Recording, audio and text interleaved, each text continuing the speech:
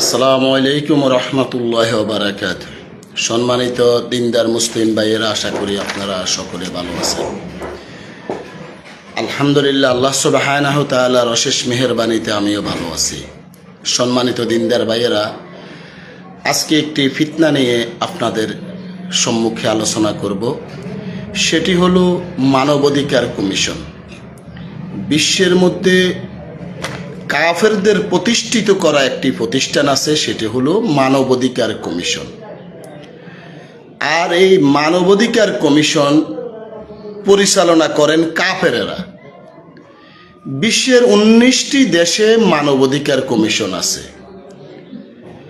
আর এই 19টি দেশের বেশিরভাগ দেশের অবস্থা খুবই খারাপ, নাজুক। আর যে কাফের দেশগুলো আছে, যেরকম আমেরিকা, ভিয়েতনামও বা আমেরিকা সহ বা কিছু কাফের দেশ, তাদের দেশে সমকামিতা, ট্রান্সজেন্ডার, ইসলাম বিদ্বেষী কাজ, কুফুরি অহরহর চলতেছে। কেউ প্রতিবাদ করার সাহস পায় না। পৃথিবীতে মেক্সিকো, নাইজার, ফিলিস্তিন ও সিরিয়া, লাইবেরিয়া, গরিতানিয়া, গিনি, হন্ডুরাস, সাদ, কলম্বিয়া, গুয়েতেনামা, এসব রাষ্ট্রগুলোতে মানবাধিকার কমিশনের অফিস আছে। কিন্তু এই যে রাষ্ট্রগুলোতে মানবাধিকার কমিশনের অফিস আছে, তাতে কি ফায়দা হয়েছে? আজকে দেখুন, বিশেষ করে ফিলিস্তিন, মুসলিম দেশ ফিলিস্তিনের যে কি করুণ অবস্থা। ফিলিস্তিনের একটি গড়, একটি বাড়ি আপনার অবশিষ্ট নেই, কাফেরদের অত্যাচারে। সিরিয়াতে কাফেরদের অত্যাচারে লক্ষ লক্ষ মানুষ হত্যা হয়েছে, কিন্তু মানবাধিকারের অফিস আছে, কিন্তু কোনো কার্যকর ভূমিকা তাদের দেখি নেই। ফিলিস্তিনে মানবাধিকার অফিস আছে, কিন্তু ফিলিস্তিন আজকে মাটির সাথে মিশিয়ে দিয়েছে গাজাকে, কিন্তু মানবাধিকার অফিস, মানবাধিকার কমিশনের কোনো ভূমিকা ফিলিস্তিনে দেখা যায়নি। তারা মানবাধিকারের কথা বলে, সাদ, মানবতর জীবন যাপন করতেছে সাদের লোকেরা।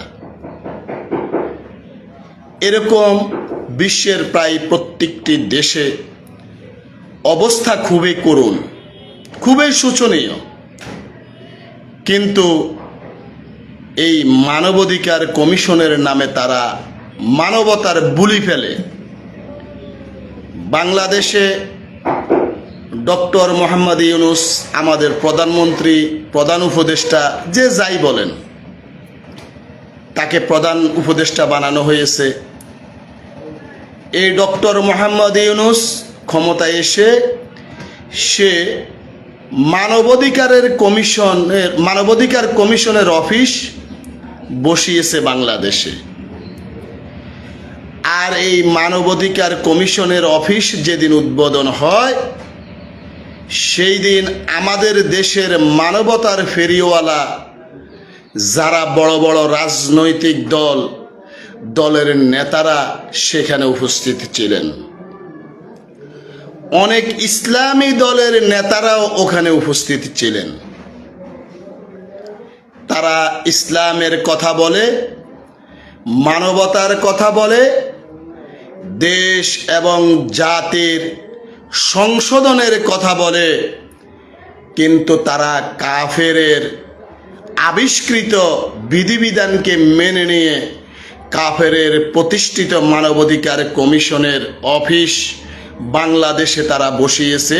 এটা উদ্বোধন করতে তারা ওখানে গিয়েছে।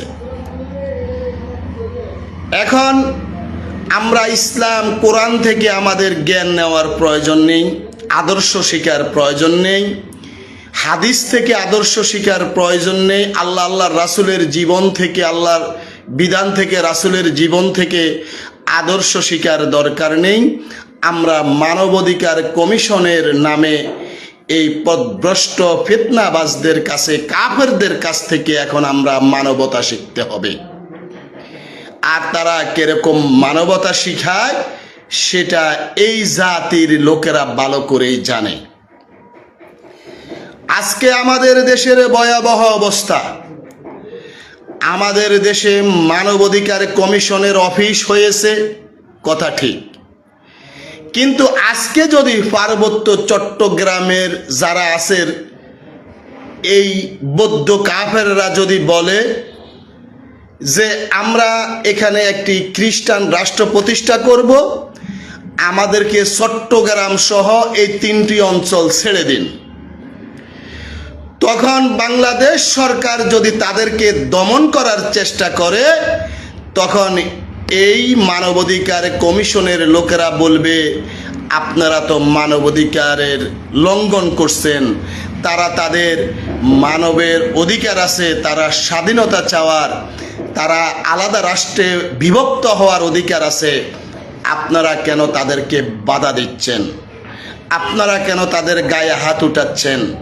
আমাদেরকে তারা মানবাধিকার শিক্ষা দিবে।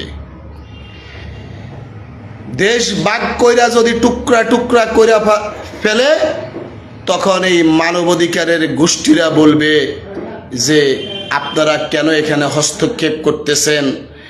এটা তো তাদের অধিকার, আপনারা তাদেরকে স্বাধীনতা দিয়ে দিন।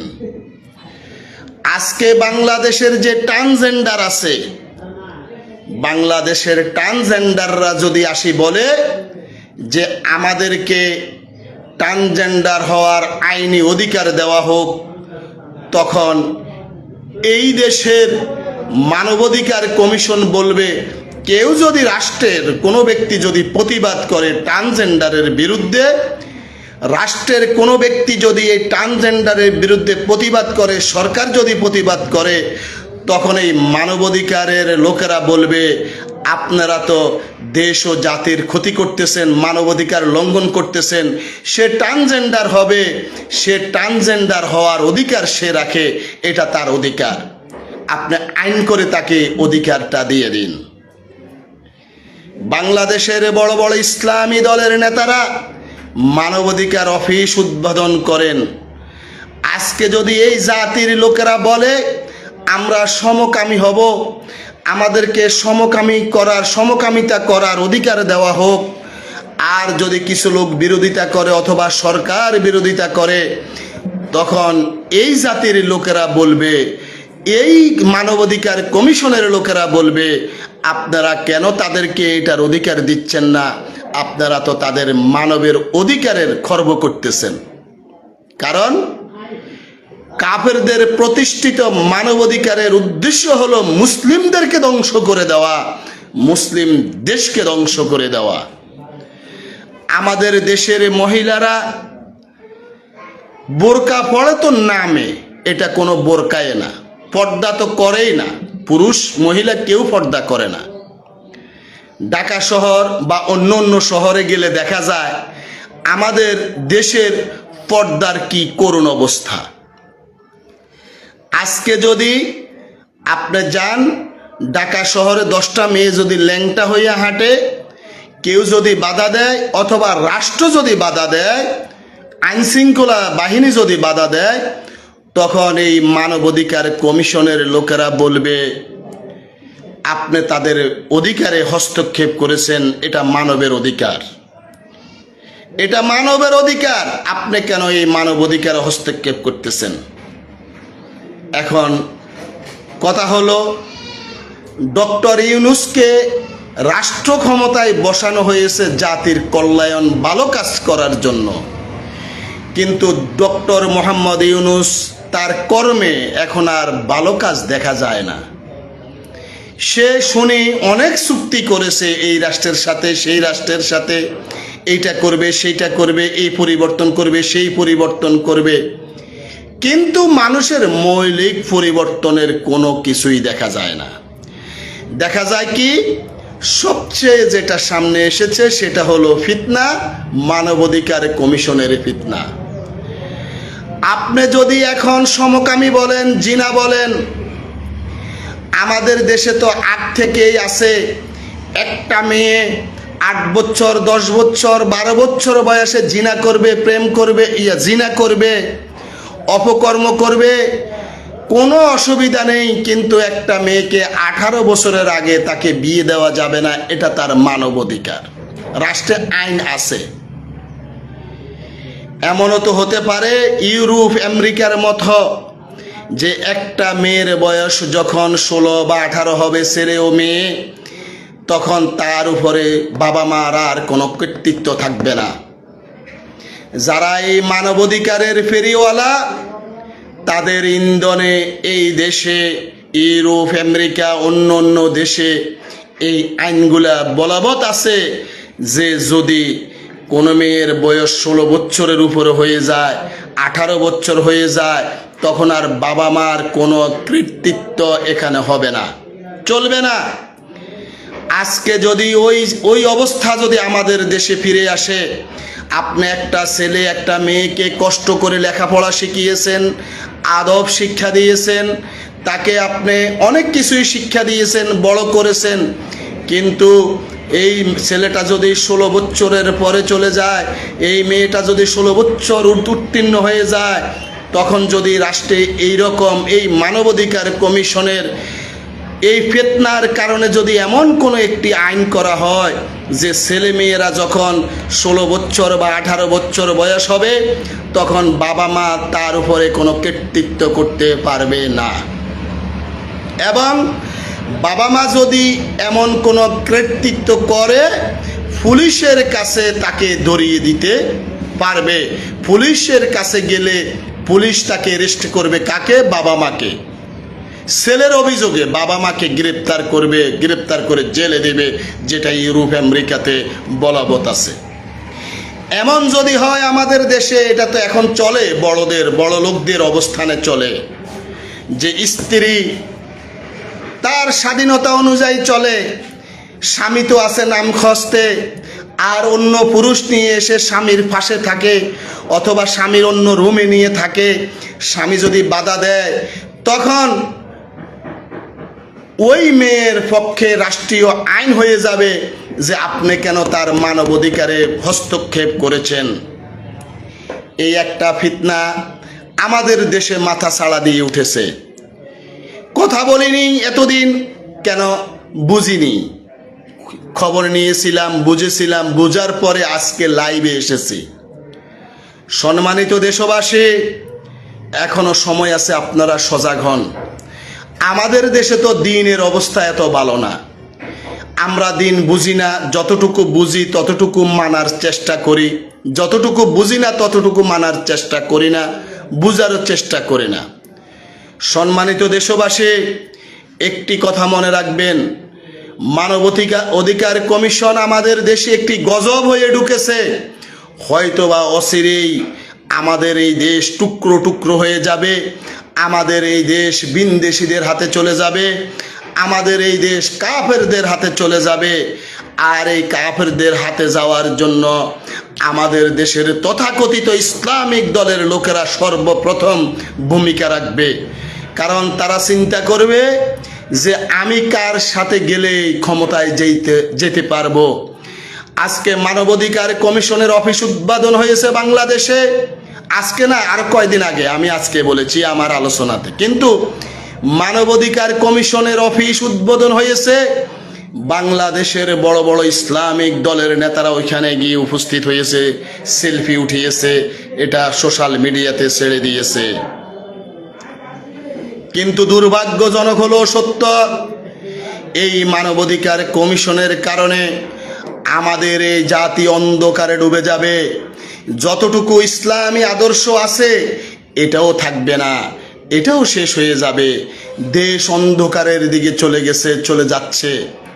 এখনো সময় আছে, দিনের চর্চা করুন, দিন পালন করার চেষ্টা করুন, আর বহির শক্তির হাত থেকে দেশকে কিভাবে রক্ষা করা যায় ঐক্যবদ্ধভাবে সংগ্রাম করুন, ঐক্যবদ্ধভাবে এগিয়ে আসুন, আলোচনা করুন, বুঝুন, শুনুন, সরকারের সাথে থাকুন, সরকারকে পরামর্শ দিন। আজকে অনেক দুঃখ, অনেক কষ্ট নিয়ে কথাগুলা বলতেছি, অনেক কষ্ট নিয়ে কথাগুলা বলতেছি, যে ইউনূসকে বসিয়েছে এই দেশের মানুষ ভালোর জন্য। সবাই বলে ইউনূস ভালো, ইউনূস ক্ষমতা এইটা করবে সেইটা করবে, ইন্ডিয়াকে কাঁপাইয়া দিবে। কিন্তু কতটুকু কাকে কে কাঁপিয়েছে সেটা জাতি আস্তে আস্তে টের পাবে। প্রত্যেকটা দ্রব্যমূল্যের ঊর্ধ্বগতি, দ্রব্যমূল্যের দাম বৃদ্ধি হচ্ছে, চাউলের দাম বৃদ্ধি হচ্ছে, সব কিছুর দাম বৃদ্ধি হচ্ছে, কিন্তু তার কোনো কথা নেই, সে এগুলা নিয়ে মাথা ঘামায় না। দেশে খুন খারাপি চলতেছে, সেগুলা নিয়ন্ত্রণের কোনো চিন্তা ভাবনা তার দেখা যায় না। অপুরন্ত দেশের উপরে মানবাধিকার কমিশন চাপিয়ে দিয়েছে। সম্মানিত দেশবাসী, এই মানবাধিকার কমিশন যত রাষ্ট্রে হয়েছে তত রাষ্ট্রে পঙ্গু করে দিয়েছে। আপনারা ভালো করে জানেন ফিলিস্তিনের কি অবস্থা এখন। ওখানে মানবাধিকার অফিস আছে।